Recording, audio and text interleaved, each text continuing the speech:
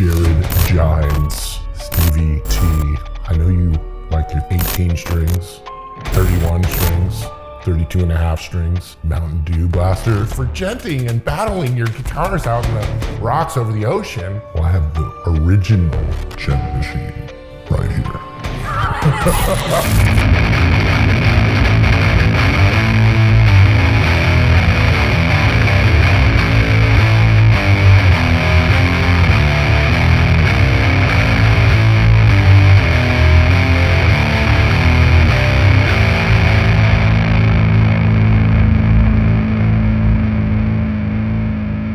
What's up, Gem Masters? Jenny Jenskins right here. Hey, what's up, you guys? Marty Schwartz here with Marty Music, hanging out with my friend Philip McKnight and gear aficionado. Dare we say the gear lord? Anyway, we've been making some really fun gear videos. It's so cool to work with you, man, especially because I get to learn so many cool things that maybe my audience gets to learn as well. If you guys haven't checked out Philip McKnight's channel, we got a link below. Always check him out. He makes fantastic content. We are dealing with another beast altogether, and let's talk about what we've got. Or you talk. Sure. Let me learn. Sure. So what I brought today was a baritone guitar. This is a baritone. This is 29.75 inches long, so just short of 30 inches. And so the idea is simple, that if you want to tune your guitar baritone, which is B to B, you need a longer scale to have thicker strings to hold that tension, to give it more, kind of a more powerful ring, powerful sound, kind of like something in between a bass and a guitar. Yeah. So there's baritone packs of strings. Yeah, absolutely, yeah. And something interesting was the Dan Electro actually was the first company to make a baritone. They did it to make tic-tac bass playing. Oh, yeah. If you're familiar with that style. Yeah. I thought it would be fun to not only experiment one and try one, but I took this guitar because this is the closest guitar in my arsenal that's like this guitar. They're about the same in the way they're designed. This is a standard scale length guitar that you expect to see on a Fender, 25.5 inches. Gotcha. This is normal gauge strings, but I tuned it B to B. I thought it'd be interesting to know, do you have to buy an extended scale guitar to tune it and B to B, or can you take and make a makeshift baritone guitar? I've actually never tried this. I thought it'd be fun to try together. So this is the longer scale. Yep. With the thicker strings, right? Yep, absolutely. This still has baritone string pack? No, this is what I did, is 10 to 46. This is standard. Gotcha. And I figured it is because instead of just going, even though you could just easily put some 12 to 52s on this. But because of the shorter scale, we can still do B to B and see what happens. Yeah, I thought it'd be just fun to say, how important is it? I figured if this sounds okay, then we don't have to do anything. If this sounds not so great, well, maybe some bigger strings may take you to the next level. Got you. Have you ever played a baritone before? Just in other people demoing. I mean, I don't own one. Oh, okay. But I've played one. Sure. Yeah.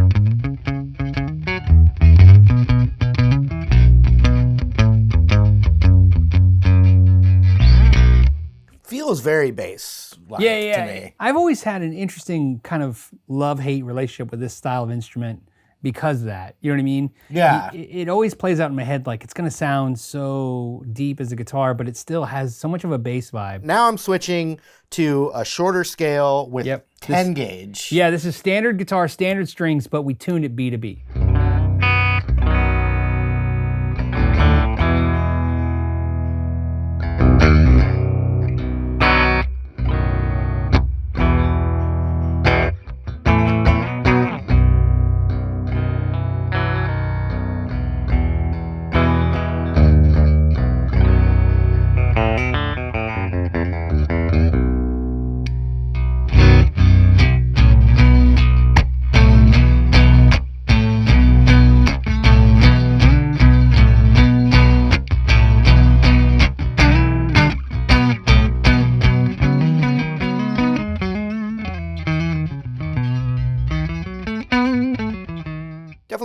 buzzy because of the loose strings. Right. And you think about this. That's what I was curious to see what you think of it. Yeah.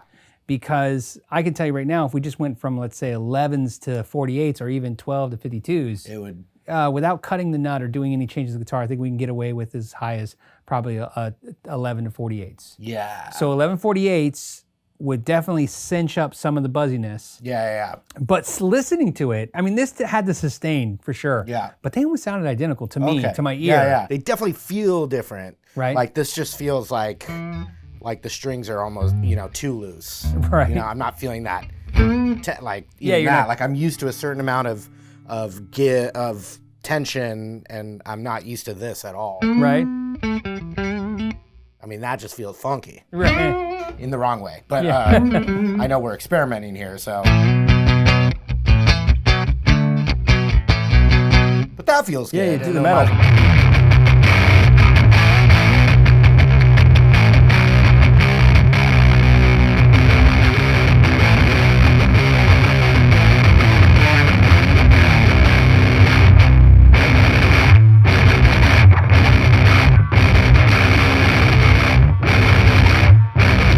Yeah, so just like it feels like, the intonation's not quite as good. The strings are a little too loose, but still fun.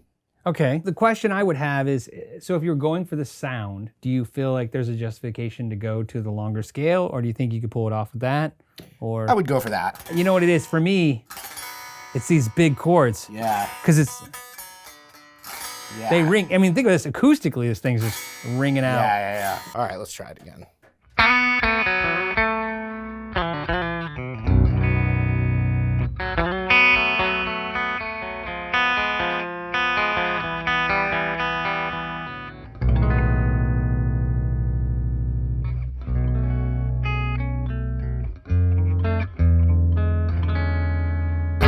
Yeah, so the amount of pressure I normally put makes, makes it go out of tune a little. Just little sharp. I'm sure if I played with it for about an hour or two, I'd probably adjust to it.